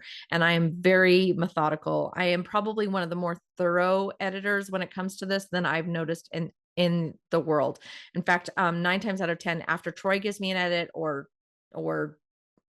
any of my editors, Marco or any of my other guys, oh gosh, what's his name? Jeremy. If they're giving me an edit, I'm 99% of the time going to go in behind them and probably change stuff that they did or missed, because they're doing what they think is a copy edit, and I'm like, I'm going to be a little bit more picky. So I will always go in behind editors that do work for me, and I'm always finding stuff. So understand and know that some of us are slower than others, but it's also because some of us are a little more methodical and anal than others. But again, that's a Hmm. not a quality thing. It's just more or less it's a process thing. Um, Hmm. so yeah, you're gonna pay more, a little bit, probably a little bit more for people like me, 2.7, from people like me when I'm going that slow. Um, anyway, that's kind of a tangent I went off on. A Yep. proofread, I'm about 1.2 cents a word. Hmm. I pretty much figured that's on the lowish middle scale of the EFA Hmm. rates, I think. But again, you can always look into those and see where those are at. Proofreading, Troy hit the nail on the head here. That is a literal read through that is just checking for any kind of typos, misplaced punctuation, or mis missed punctuation. Sometimes you'll see, like, for some reason a period will turn in, it'll be a comma, or Hmm. or you'll have Yeah, a which somebody just colon, missed it, that type of thing it mhm, happens. or And or a the ends up in yeah, there, I stuff like saw that. the and what I was just doing the other day, and it was Yeah, like it would just kind of took me by surprise. just But it happens. happens. It happens. In fact, I found one just recently in a book that I was narrating.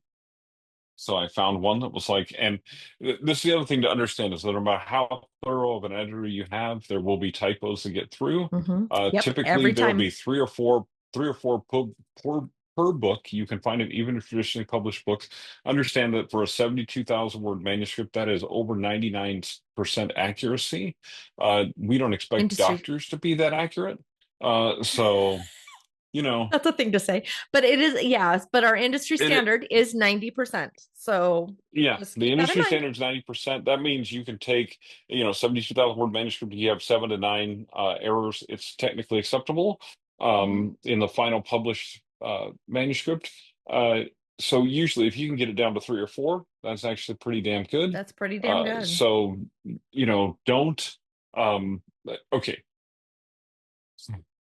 So now that we came down to that and to copy editing, let's talk for a minute about AI and tools. Yes, let's do that. Um, We do have another because, top podcast on this, just everyone so you know.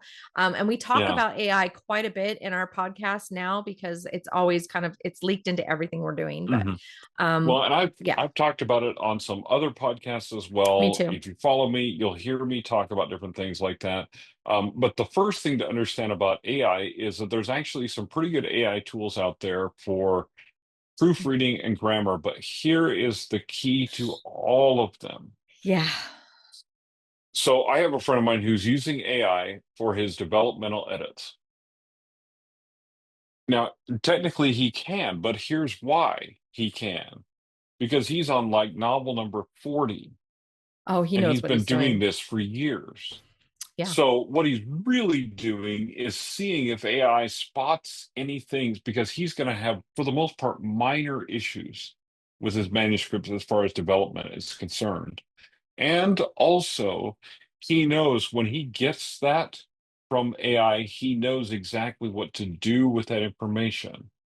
Part of a developmental edit and a manuscript review from a professional editor is them knowing what advice to give you about that problem. Because How to there are fix some things. times when you have multiple problems in your manuscript that an AI or a tool like Fictionary or AutoCode or something will point out.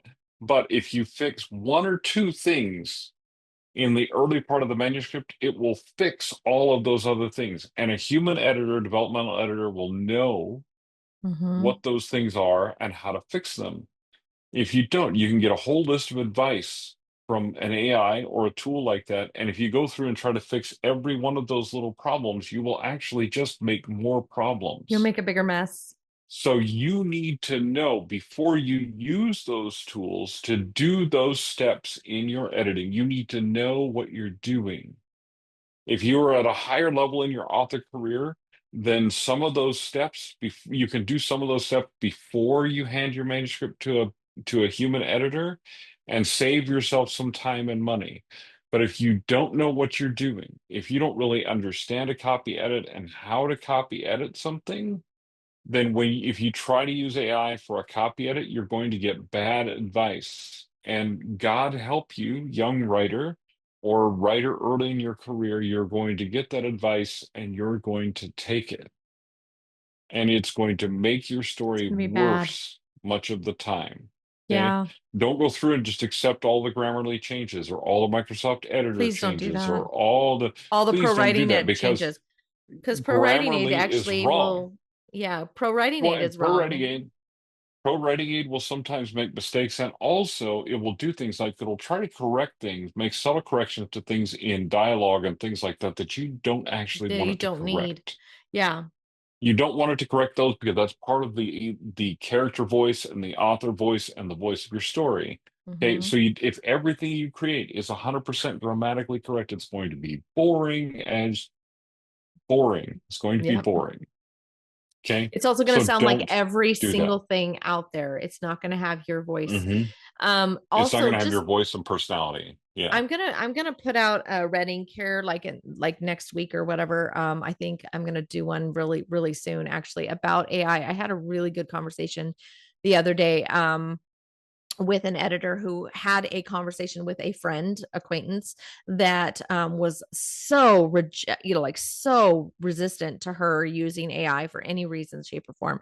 And we had a really good conversation about it, and I'm going to kind of go through what that conversation was, because some of you may be of have an aversion and you may think, oh my gosh, I'm not even going to touch AI. Well, I need you to understand that's not such a it's not a bad thing to use it. But so when Troy and I are talking about this, we're not talking about AI writing your book. We don't think that that's a good idea at all. We don't advocate that. I don't advocate that at all. So when we're talking about using AI as a tool, we're talking about using it as a tool to help you find plot holes, character lines, timing and pacing issues. Maybe you have plot issues that need fixing, or you have a brain block that you need to kind of get work through, or you need AI to give you some ideas on a particular flaw that you need to flesh out. It's going to help you do that, but it may or may not give you good ideas, and you might have to, you know, can everything that it just told you, or you can have it work through another issue that you want to work through. But realize and understand that we want you to 100% write it in your own voice. Please do not use AI's Yep. voice. Another thing about this, and I mean, I have no problem with you if you want to draft an AI, and then revise it to make it in your voice. That's fine Write if you it want to your use that to voice. create a first draft because you don't like creating first drafts. You'd rather work on revisions, and that's what you'd like to do. Okay, that's fine. I'm not going to say you can't do that. There's all kinds of questions I have about that, but it's not my place to tell you how to do your writing and how to do your writing career. However, what I will tell you is this: first of all, again, just like everything else, you're going to need to know what you're doing when you're dealing with AI. Yep. The other aspect, because there are a few different modes and a few different tools that you can use with AI or tools that use AI that, first of Hmm. all, protect your work from being used to train AI. So if you're Yeah. nervous about that, there are ways to prevent that. Yeah. Absolutely ways to prevent that. There are also ways to make AI and make those tools better because you give it the Right. right information and make them better at what they do. If Right. you don't give them the right information, how many of you remember the garbage in, garbage out when we were doing basic training and working on DOS computers?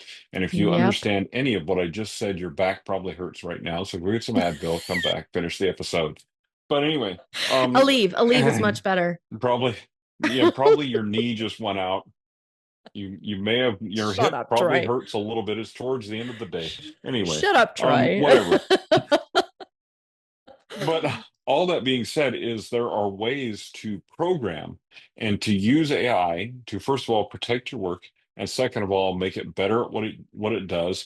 Actually, Carissa Andrews just did a class on this. It was like a $37 class. I don't know when she's going to do it again, but it talks about the three different modes of ChatGPT and how they work.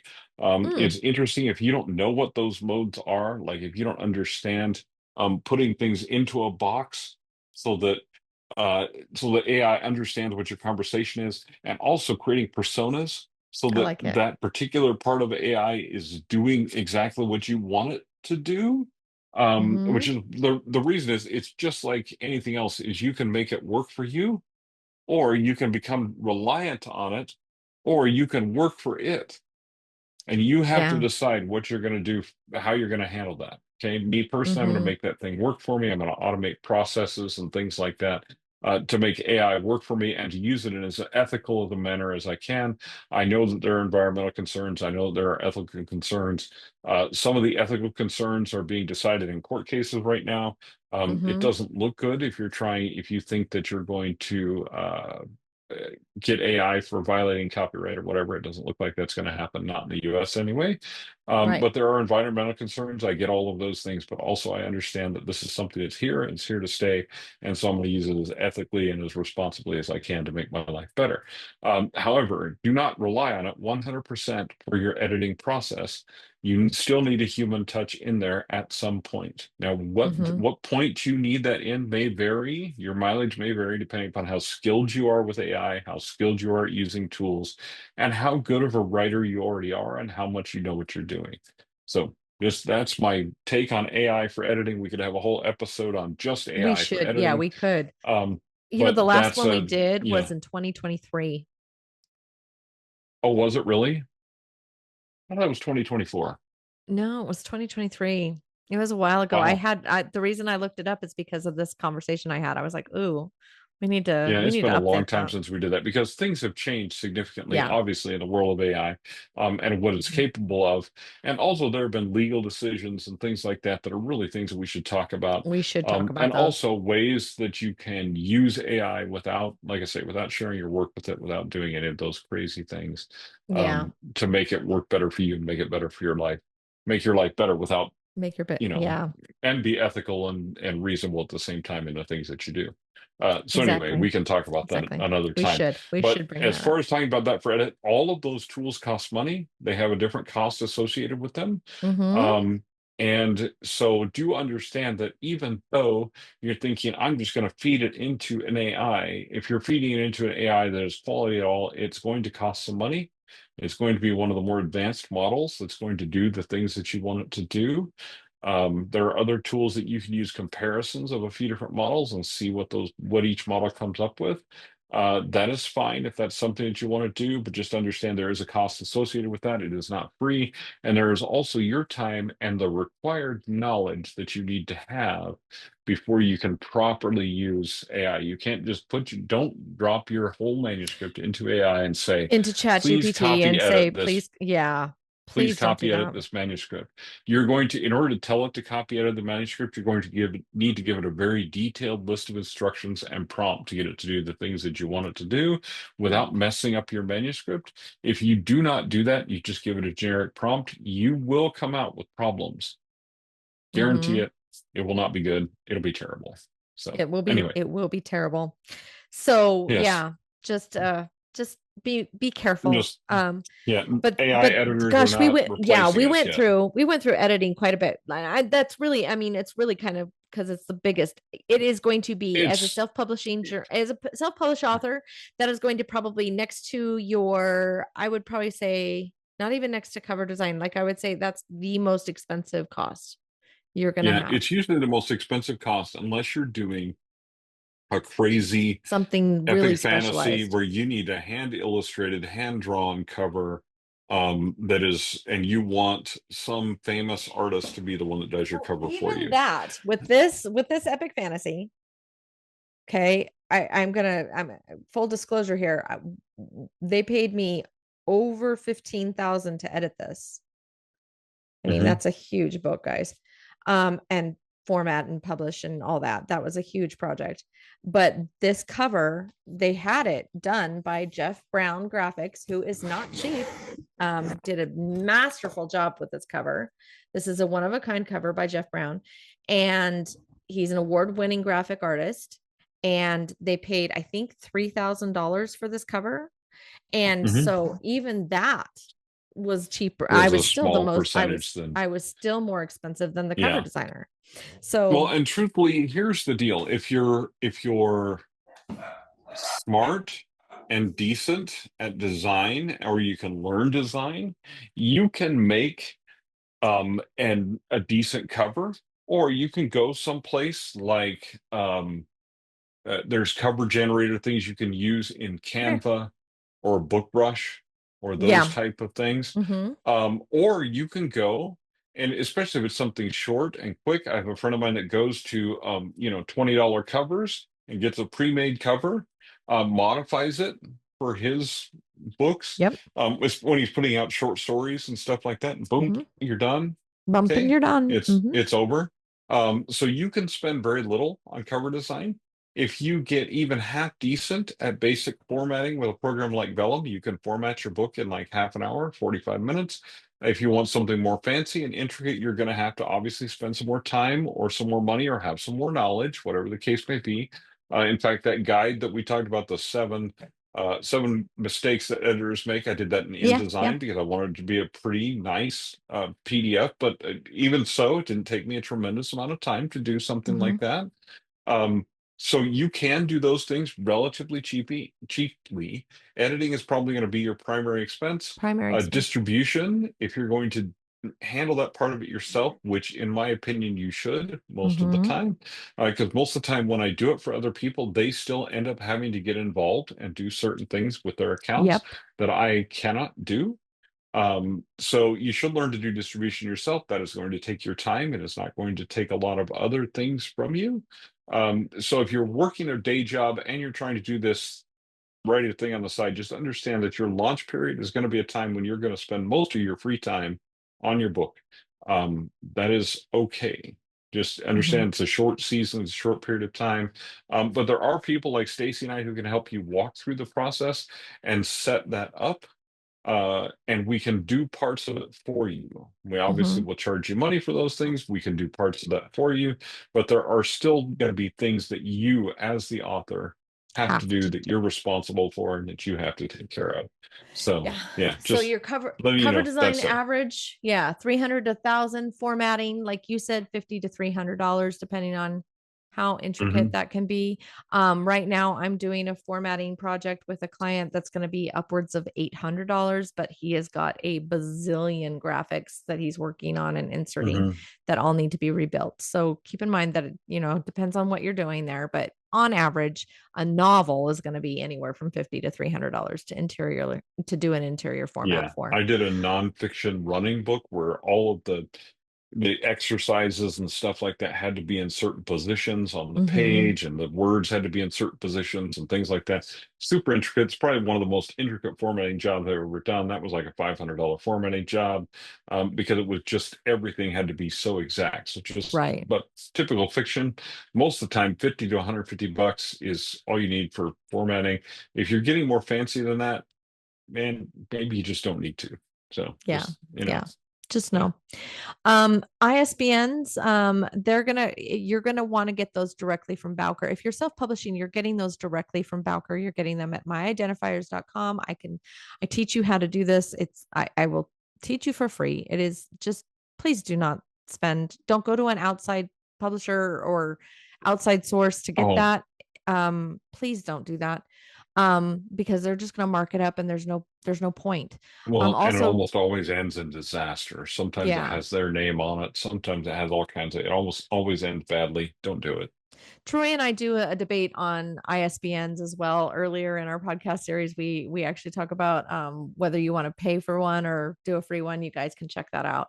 Um, Hmm. and then marketing. Marketing is a variable all in itself, and so I'm not going to dive into this, but I will say that on average, a campaign can cost anywhere from $100 to $500, and you can get as high as two to whatever. It can go as high as $15,000 if you want. But just be aware that when you go to a hybrid publisher, if they're going to give you a marketing package, what they're giving you is actually a list of homework. And I can say this because I have very rarely found any hybrid publishers that actually do anything for you. Maybe they'll create a website for you, maybe if they, that's Hmm. always, it depends. But it never ever includes ad spend. That's always an addition. Yes. So just be careful. Well, yes, and I will tell you this is that even if you hire a PR firm, I have a client who I got with one of the best PR firms in LA. They Mhm. were incredible. They got him on all kinds of national and local television shows. Got him all kinds of podcasts and radio appearances and speaking engagements. They were a fantastic company to work for. What does all that sound like, though? That's freaking homework, man. Homework. Like he had to fly places and show up places, get up early in the morning and get dressed up by 4 a.m. to be on some morning show in San Francisco. Now, was that a good thing? Oh, yeah, that Oh was a yeah. Oh great yeah. thing for his book. That was amazing. But he had to do all of that work. When they sent him to a podcast, he had to go and show up at that podcast and talk on the podcast. When they set up a speaking engagement for him, he had to prepare his speech. He had to prepare all of his stuff, all of his materials, and go and give that speech. No matter who you're going to do for marketing, you're still the world's foremost leading expert on your book because you are the one who wrote it. Or in the case of memoir or something like that, you are the one who lived it. So you are going to be expected to go and represent your book everywhere. And that When means that they're going to give you homework to do. and That's when what I it say that is. a lot of these hybrid companies are giving homework, I'm going, I mean, it's even one less than that. I mean, that's a PR firm that he paid for that. He paid a pretty penny for that. Mhm. But Oh, yeah. He paid yeah, them. Yeah. I mean, I'll just tell you that he paid them a few $1,000s a month a for month. Hmm. several months. Yep. So That that sounds was about one of right. those campaigns that cost probably around between 20 and $25,000. Netted him way more than that as far as what that actually meant in book sales. But again, there was a whole bunch of work that was involved with that, and that was a monthly expense of them essentially making phone calls and setting up appointments for him. Yeah. So filling his Yeah. calendar. Yeah. Yeah. Well, the So homework that you'll most likely get on a low end marketing package is going to be um, in the realm of, here's some book fairs you should sign up for. Here are some here are some conventions that you can apply to speak at. Here are mhm, some book award companies that we recommend you submit your book to. you apply to, Here, yeah. yeah, here are some influencers we think you should send a free book copy to or reach out to be on their podcast. They won't reach out to those people for you. They're just giving you a list. No, they're giving So, you a list. yeah. And so just be aware that sometimes those things are put together like that. There's also another little asterisk here I'm going to add. Um, Press releases. Guys, I could do a whole thing on press release. Just number one, if you're getting a marketing campaign or a marketing package that includes a press release, please just throw that part of it away. Press releases are completely outdated. Nobody's going to consider your book a priority on the news desk when it comes to reading the nightly news. They're going to be reading about the guy who just murdered the mogul from, this insurance company, or they're going to be reading about P. Diddy. They're not going to be reading about your sci-fi novel that just is so fantastic that, it makes people's toes curl.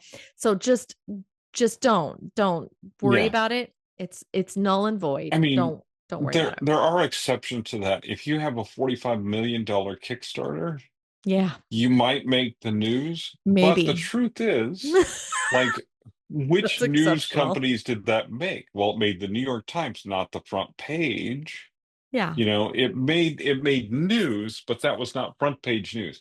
And understand that you, as important and as wonderful as you are to the world Hmm. and to some people in your world, you are not that important to the world at large unless you are a legitimate celebrity. And like I Hmm. work with legitimate celebrities, and I'm working with a woman right now she's what I call famous adjacent. That's what I Hmm. tell her. I said, "You're famous adjacent. You are well known in this rather large and pretty huge community, but you're not a household name, Right. right? You're not Scarlett Johansson, but you're Scarlett Johansson adjacent. Right. You're close to her, right? But even then, there are struggles with getting PR and news and things like that about Hmm. it. So just understand, you're you're wonderful. You're an amazing human. You're I'm sure that amazing you're human. important to all kinds of people, but you're not important to CNN. Yeah. Okay. So don't If worry you are, about that's a different spending. level of Yeah. famous. So Yeah. 1,500 to $2,000 on a press release, it's not worth it. You're better Yeah. served by creating a one sheet and then submitting that to bookstores that you want to do signings at. We could talk about that later, Yes. but anyway. Yeah. Okay, so we've talked about all the different apps aspects of publishing. So there's some hidden and ongoing costs that I just kind of want to touch on to kind of get us wrapped up here. Mailing list tools, website hosting, newsletter management. We've talked about PRs and PR services, audiobook production. Of course, we're going to talk about in another video, but or another podcast. But just understand and know that that's additional to all these costs. These are all just kind of things that happen ongoing, off and on. So really, the trick to doing this is kind of budgeting and budgeting smarter by understanding and knowing where your DIY can come in or where you need help in this whole process. Hmm. So when you understand and know all the facets that need to be taken care of, all the cuts out of your diamond that need to happen, and who might need to make those cuts in your diamond, it can help you understand and know where and how to spend and save money. So Yep, um, for sure. just Yeah, just for like I sure. said, I'm Those ongoing costs too, like we should do a thing about AppSumo. I'm a huge fan oh of yeah. finding lifetime deals Yeah. for things. And the reason for that is very simply it helps you budget. Right. Then you don't have that, oh, where did that subscription fee come from that I wasn't expecting this month or whatever the case may be. I have so many of So those. yeah. I Yeah, have I so mean, many of I those. have I I need to have cut had them many of out. those. I'm trying to eliminate as many of those as Me possible. too. Um, and then I found some that are like, just this is such a good deal. Like this one, I was like, oh man, I don't know if I want to keep this. And I was like, oh man, I actually only paid like $25 a month for this thing for the quarter. And so I Hmm. have it until July. I'm like, I'm not switching anything until July then because hey, I have this service already and I already Yeah. paid for it. I don't need to do that. But anyway. Yeah. So all of There's those things taken into account, there's all kinds of things you can do to cut corners and to save money, but you're not going to eliminate expenses entirely. That's right. just the way that it It's is. just it's So, in any time you're doing a business, there are costs to doing business. So think of this as a yeah. business, be smart about this, create a budget. Um, like I said, I'm gonna include that Yeah. worksheet in in the description so you can, it gives you a place to start Yeah. from. But And start then in a with, future episode, let's yeah. talk about ad spend. Let's Ooh, talk yeah. about marketing, ongoing marketing and ad spend. Let's talk about Let's what that looks like. what that So looks like. That would be a good idea. we'll just be some So transparency and just open that book open up that and can of let people worms. see inside. Yeah. Yeah, exactly. I'm Exactly. I'm always gonna lead you to attending my author to authorpreneur crash course. Basically, it's a 2 hour live class that I teach where I talk to you about how to run an author business. But one of the things that you need to understand is, your book 100% is a product that you're creating for a market.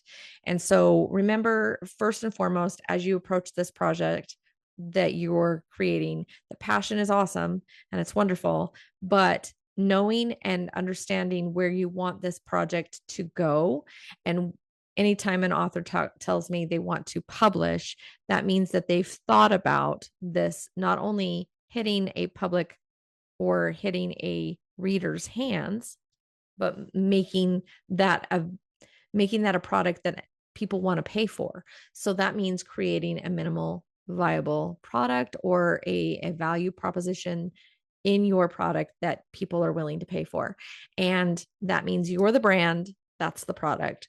And there's a mindset to that. So if you're interested in learning how to be a successful author business, come to edits by Stacey or printtopro.com and I will teach you how to do that. But again, in the description below, we're going to have these worksheets and these fun little tidbits that we've just dropped for you. Troy is a master when it comes to this business as well. He's one of those people that I rely on a lot, not only for my sanity, but also just to, as a business a colleague that we have the same track as far as like making sure again that your author business is as successful as it can possibly be, and we want to see you succeed. We want to see you find your way in this business because it is intricate and there are a lot of people out there that are willing to take you for a ride, and we really don't want you to be taken for a ride. We've heard too many stories of people losing their marriages and selling books out of their trunk of their car because they lost their house. I mean, it's not as an uncommon story as you may think it is. It's tragic actually. But anyway, so can you think of anything else, Troy, that maybe we've missed? I mean, we've covered so much. This is kind of a long one today, No, but I think we've covered really all of the expenses other than some ongoing expenses and marketing. yeah, And the marketing thing is really an entirely different thing because this it depends really on is. all I'll say on that particular aspect is that essentially whether you're going to bring people to your books on Amazon or you're going to bring people to books on your website that you're going to sell directly or bring people to whatever it is that you're going to bring people to in today's market, what that means is that at some point, at least to kickstart that process, ads is the way to get that kickstarted. Then after Yep. that, building your email list and building a fan base that you can directly communicate with is possible. But really, in today's market, for the most part, it starts with ads. For some of us that started way back in the day, it didn't always start with ads, but that's just what today's market is. And so I just want to be like brutally honest with you guys in exactly like this is just part of the process. You don't Mm-hmm. have to run ads everywhere. You just have to run ads Where your somewhere, audience is. and there is Mm-hmm. going to be a certain expense that's involved with that. And we can talk about that and how to set up the graphics and the amount of time that it actually should take you to do that and things like that, because there are shortcuts, ways to shorten that amount of time, all that kind of stuff, Mm-hmm. depending upon how fancy you want to be. So Exactly. maybe Or we'll how much show money off you an want to ad or spend. two. Yeah, maybe we'll show off an ad or two and show you what the making of that looks like and how much it costs and what tools are involved and Yeah, how you can automate some of that process and things like that. So that'd be cool. That'd be yeah, cool. Okay, awesome. Well, I think this has been a good one then. And yeah, yeah, we'll just go ahead and say you got your stuff. Now go make your mark and we'll see you around the writing circles. Again, let us know if you have a particular topic that you would like us to address, or if you want us to just shut up about this and go on to something else. Just let us yeah. know. We're At happy to do. at some point, we'll have some more talks about craft. We've just been kind of focused on the business of things right Yeah, well, now. yeah, Um, it's kind of been a business and I focus. I feel mean, like Oh, there's a you lot know of authors what? that are going through this business focus that they really need, They need like, it. just it's kind of comforting to for them to understand that everybody's in the same boat. You're not alone, You're not and alone. that there's just some things that you can do to make this author business work for you that are proactive things that you can do, that you can make choices. You don't have to do everything. You don't have to go nuts, and you don't have to be in every single social media platform and all that kind of stuff. But that you can do this, but it's Yeah. good to have a realistic idea of this is just what things cost. Yeah. You know. Yeah. So make sure you like and subscribe and get notified when we drop new episodes, because we do. We talk about all these things we mentioned in today's podcast. And one of the things we were supposed to look at my list. It's funny. One of the things we were supposed to talk about was character arcs that don't rely on trauma. That was actually a craft one we were going to write about or Ooh, talk about. So maybe we'll have to slip yeah. that in before we do our next business one, because that's a good one. Ooh, So yeah. I like that one. Yeah, yeah. So that I was our like that next, a lot. that's one of our Okay. fun ones. So anyway, so make sure you All right. like, subscribe, and we will see you guys next week. Have an awesome week. Keep writing, and I'll see you later, Troy. We'll see you next time.